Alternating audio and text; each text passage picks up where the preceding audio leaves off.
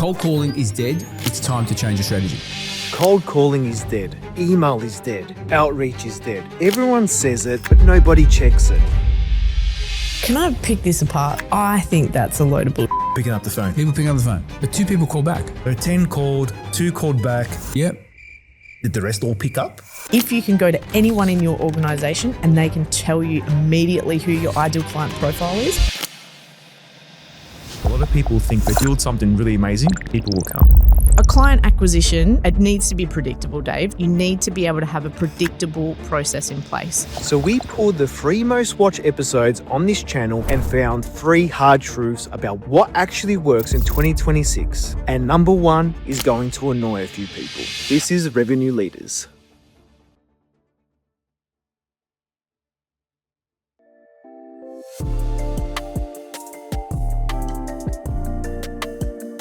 Cold calling is dead. It's time to change your strategy. Well, what do you mean? Like, isn't phone king? You always preach that the phone is king. Well, all of a sudden it's dead. It's dead. It's dead, isn't it? Everyone says it's dead. It says it's dead. If cold calling is dead, why did it work yesterday? Like, we did it. The buyers that actually we called, it worked. I think that people are only thinking about this as like a one channel issue. Yeah, but let's go back a step. So what did we do yesterday? Cold call. Yeah. A lot of research beforehand. Understood our ICP. Understood what buyer persona we should be focusing on. And then we went into value messaging. Sales Nav as one tool. We just use Sales Nav. We integrated it with our great friends from Lucia. Yep. Which Exposed gave the us the data. data, right? So we enriched. Now, what I find the most interesting part of yesterday's exercise was the contact rate. Contact rate was like 80%. And people picking up the phone. People picking up the phone. Right. Actually, Hang on. yeah. Before. So using landline, mobile. Mobile. Technical here. Mobile. Mobile. We're getting real technical. No dialer, just literally mobile number phone. shown, like number not shown, private? Okay. no private. Yep. But you know what's incredibly, which was a massive takeaway? 2 people that didn't answer called back. Called back. No voicemail. How many people did you call? We called a good batch. Good batch. Give me a number. I don't know, maybe 10 to 12. So it's not a Okay. massive call block. Yeah, but within a small call block, that's okay. That's all Yeah, right. we were just testing something. But 2 people called back. So 10 called, 2 called back. Yep. Did the rest all pick up? Majority have picked up, had good conversations. We booked a number of appointments. And then the one that didn't pick up and we sent an email to, he responded back within 2 minutes. Cold calling in its truest definition, obviously, is calling people unsolicited. And we did that. But what we didn't do was call without a reason to call. We didn't call just a whole batch of people. We segmented our list. So we knew who we were talking to and we had a very, very clear reason. And we knew that majority of people we're talking to, there was a strong, relevant hook. Yeah. Yeah. So what I'm hearing is like, Riggs, you mentioned that you did a lot of research. You had a really clear reason to reach out. I think it's important to mention this because it's, bringing down barriers of I'm scared because I don't know what to say and how they're going to react to almost a level of confidence. I've got something really good that this person, would be open to hearing. And 2, I've done my research. So I've got more confidence to pick up the phone. 100%. And the other part of it was we had really, and these were C-level executives. Just want to be clear, right? We were calling CFOs.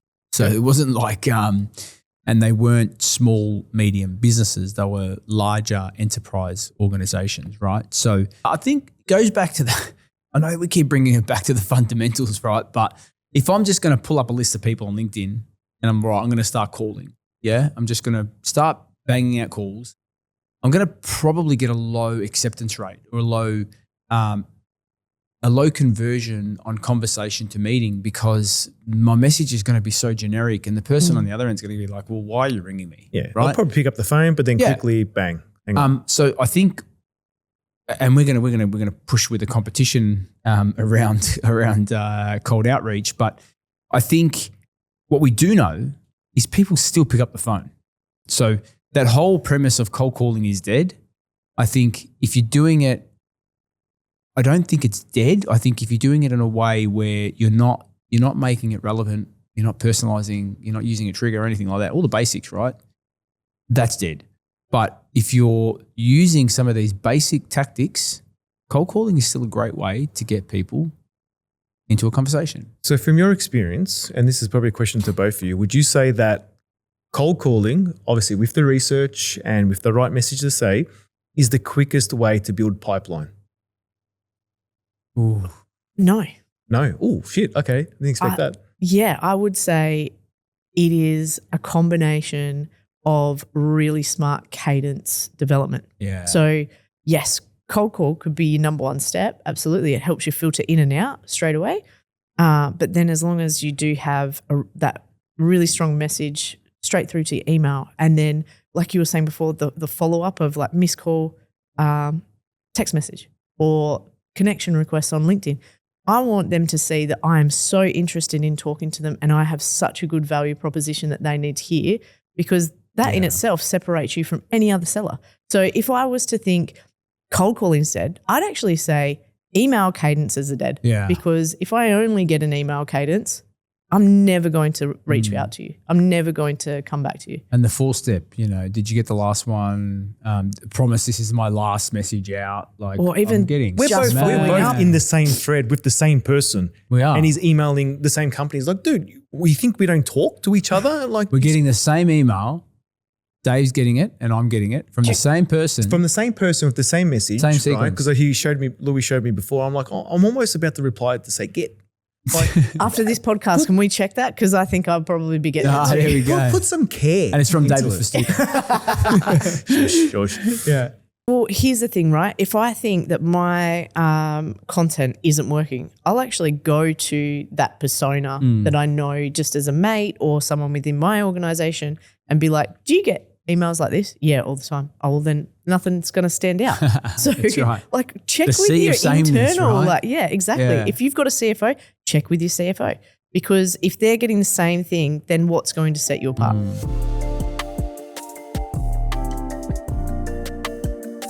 If you can go to anyone in your organization and they can tell you immediately who your ideal client profile is, you're fine. Yep. If there are ums, ahs, and there's too many, we do it all. Like I used to ask partners, like, who is your ideal client profile? And they're like, I can service everyone. It's like, great. How efficient or inefficient is that? Yeah.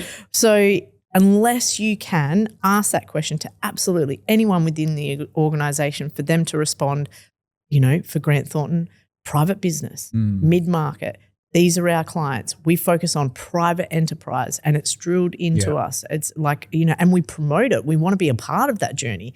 So unless you can specifically say that, then you really need to go back to basics. The piece that makes sure that it's impactful as well is that whatever you're doing in an organization, unless at the start of anything that you do, any project, any sales initiative, any transformation, hold on a second.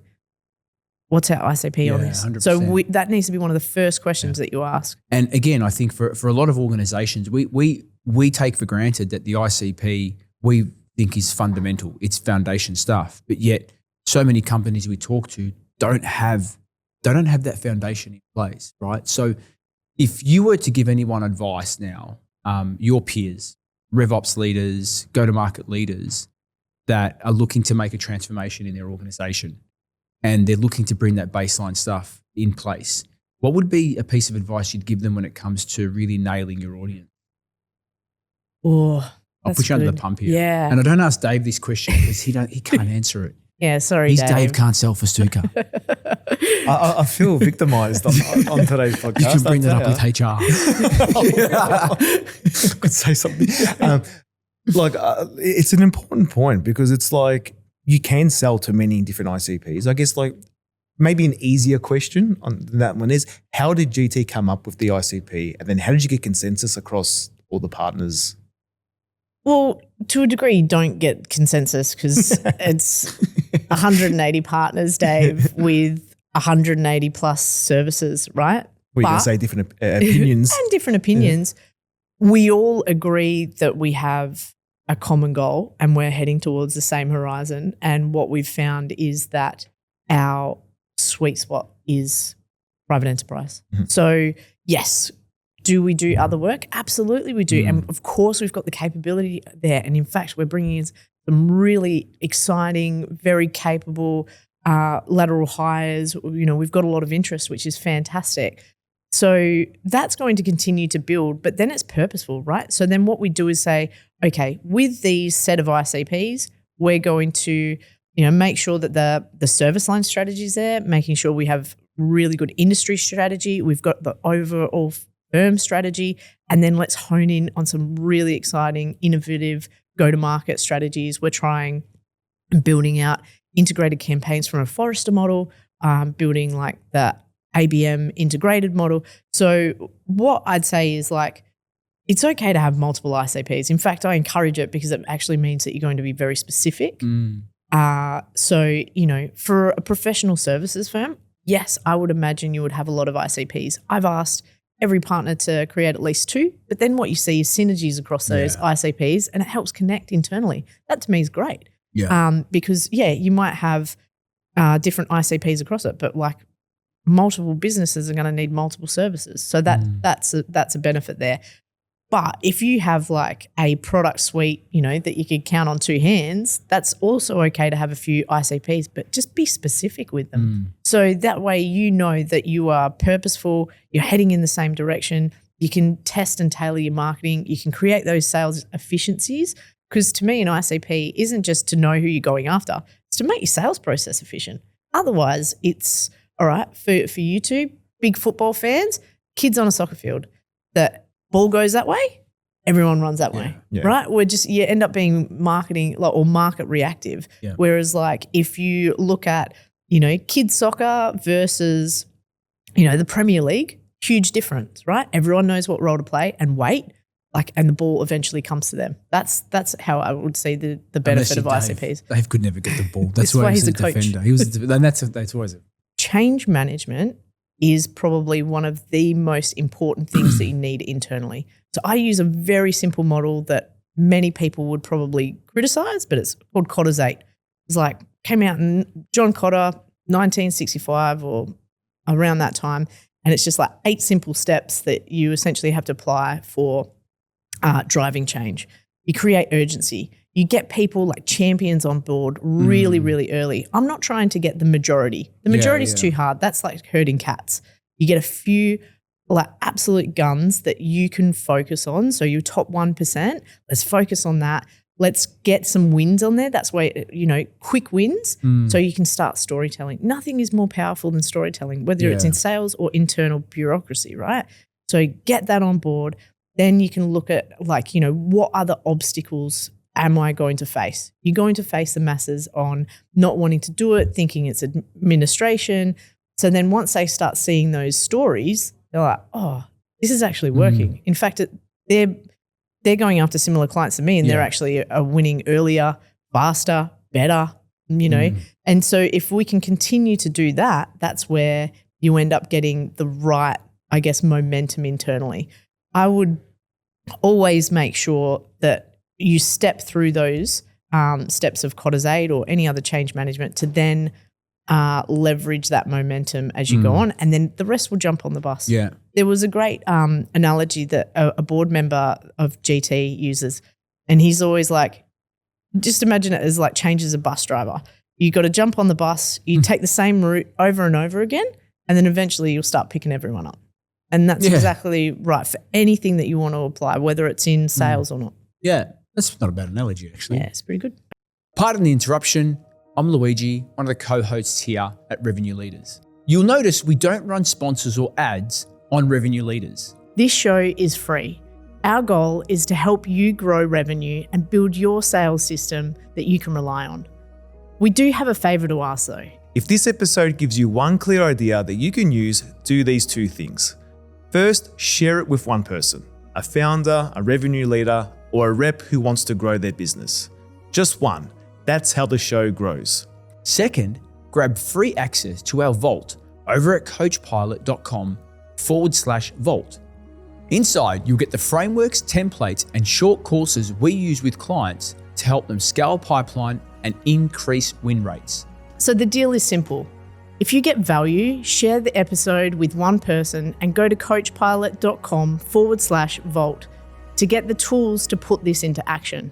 All right, let's get back to it.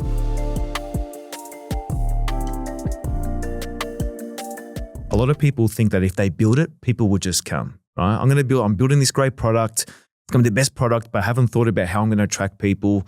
I'm not really focused on that right now. And I just want to build. And if I build something really amazing, people will come. And what we see time and time again, it's that just fails. I'd love to, you say this a lot, Riggs, as well, within your world, seeing businesses that come through in the amount of different types. What's sort of your belief system around that? Yeah, I think that probably the first part is like, when businesses, and I see this a lot with professional services, people kind of rely on hope. And I hate to quote Louis in the first answer that I'm given here, but hope is not a strategy. So it needs to be, a process. And if people can't understand the patterns of what helps them succeed and what helps them fail, then I think that where does that lead you? It's not going to be growth. There might be some growth, but if you're going after, your next goal, you need to make sure that you understand what those patterns are and have a system in place. And I think that this is the first, real chunky topic that we're going to deep dive into today. Yeah, that's true. It's like when you're starting out, you're going to your network, friends, family, previous sort of job places that you worked at. So you feel like, things are moving along, but that's a bit of a false narrative because you don't really have a system in place to generate, new customers after you've gone through that first wave. Look, I've ever seen businesses, especially in the tech space, get to $1 million, $2 million in annual recurring revenue. And that's mainly from their network or it's founder-led sales. And they think they've got a system in place, but then when they hire, they quickly find out that they don't because there's nothing really to enable that individual to go out and sell. We talk about patterns and how to build a system like that in place.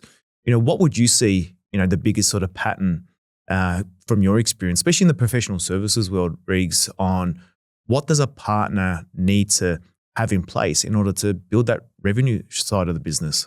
So a client acquisition, it needs to be predictable, Dave. So whether you're B2B, B2C, professional services, you name it, you need to be able to have a predictable process in place. Otherwise, you don't know where your next deal is coming from.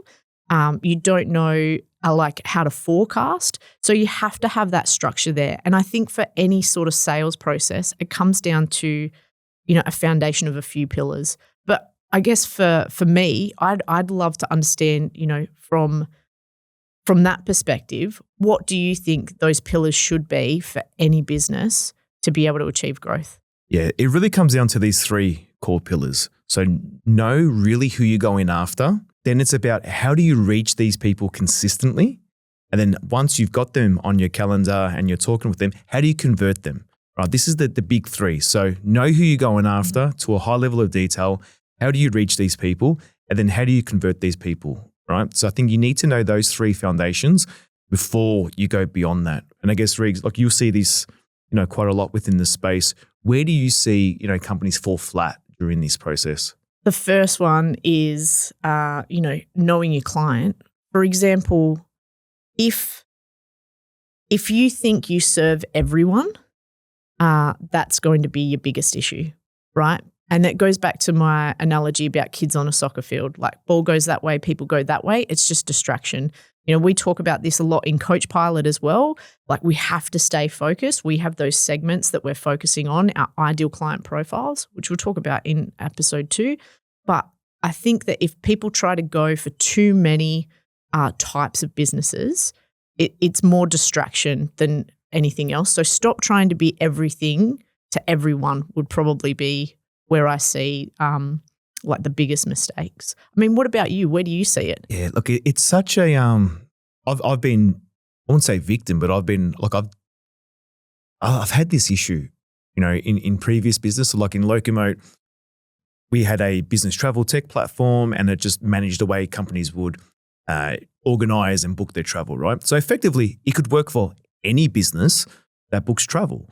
So we go after anyone. The world, every business is a customer of ours, right? Wow. But it was an issue because then our messaging was very vanilla. It spoke to everyone, but spoke to no one. And when we just, we're struggling in the early days because, we run a bank and then we run a not-for-profit, then we run an SME, and was like, well, it felt good because we're getting market validation, but, being a startup, or even like if you're in your, Series A, B, or C, you've got limited resources, time. So messaging is a real key thing. And people now, with so many products and services that are out in the marketplace, people are looking for, I want something that is speaking directly to me. So same thing again now with Coach Pilot. We've got customers in a few different spaces because in the early day we're working out, who really wants what we're doing and who really benefits. And we've seen a few different ICPs come through, but we've, chosen a core ICP that we believe that we can really serve, help, and our messaging is going to be really tailored to them. So when they read it, it feels like, we're in the room talking to them.